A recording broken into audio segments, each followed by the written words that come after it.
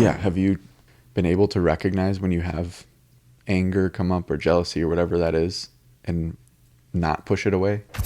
Yeah, I think that it's a really great question, and essentially, I kind of look at that in a couple different ways. But first and foremost, I think Vipassana meditation is a huge sort of element of that, because essentially what Vipassana meditation teaches is to just become conscious and aware of what's happening inside of one's body at any moment, and to accept it. Whether you're feeling a pleasure sensation, to accept it and to not react to it, or whether you're feeling a sensation that you don't like, to accept it and not react to it. Ultimately, it's all just energy, right? And so with a daily practice of meditation and Vipassana meditation, one can begin to cultivate just an awareness of just one's present reality. So it doesn't just happen during meditation, but then one can bring it to just their day-to-day experience as well. And so, I get unconscious, I get caught in things every single day. Like, I get wrapped up in things all the time. And yet every once in a while, with the consistent practice, I can catch that. It's like, okay, come back to the present.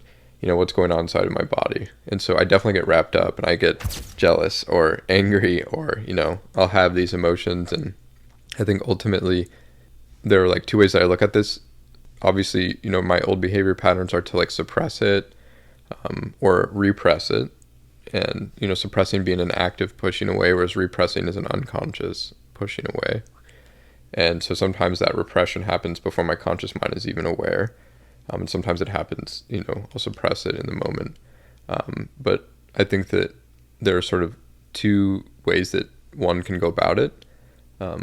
One, we could express the energy and like let something out, which can have, positive effects. But another way is also to just what I would call like eating the emotion, which means to acknowledge its presence here and to just like slow down my breathing and start relaxing my nervous system and my vagus nerve, and telling myself I'm okay. I even do like tapping, which is like I'll tell myself in the moment I'm okay, and I do tapping, which is a way to just reset the nervous system in a very subtle way. It can disrupt kind of like any sort of patterning that's going on. And so sometimes I feel like when it does get to a point where I just need to express it, I might do something healthy, like yelling into a pillow, or like I mentioned, I do practice Jiu-Jitsu as well, which I think is an awesome sort of way to just kind of work through some aggression and kind of have that access on a day-to-day basis. But also, like, there's some moments when I just need to eat it and to just regulate. And essentially eating it to me is different than suppressing, because suppressing is like I'm actually doing something different. I'm going to go watch TV, or I'm going to go,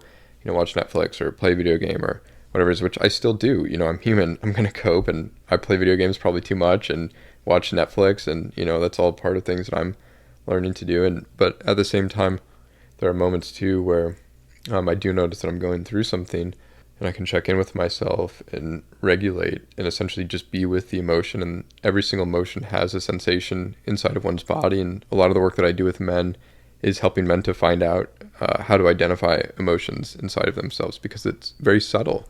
Working with myself, but also working with other men, I've noticed for myself that there's certain ways that I start noticing anger inside of my body, and it comes on as a sensation sometimes before it does as an emotion. Like I'll notice kind of like a tightness in my, chest area, or like I'll notice my shoulders kind of start getting tight. And then I can start recognizing that there's a somatic response to the emotion that I'm going through. And so, yeah, just through that process of just being aware of what's going on inside of my body, I can get subtle with that. But I start noticing that, especially with the clients I work with, like each individual will have their ways of identifying. Like for me, it's like that process of like slowing somebody down. Like, how does that feel inside of your body to speak that?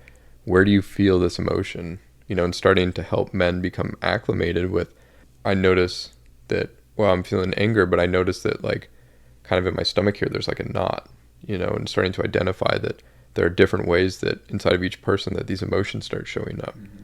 And so like helping men to identify emotions. And I'm really kind of a proponent of keeping things super simple, of just having the emotions of mad, glad, scared, or shamed.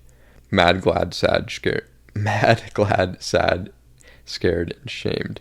Like those are the 5 emotions. And like everything else can kind of be boiled down. Like disappointment can be boiled down. Frustration can be boiled down. Like, let's just call it anger. Let's just call it sadness. Like, just to keep it, somewhat simple. And that's something, I've learned from the Deep Waters community as well.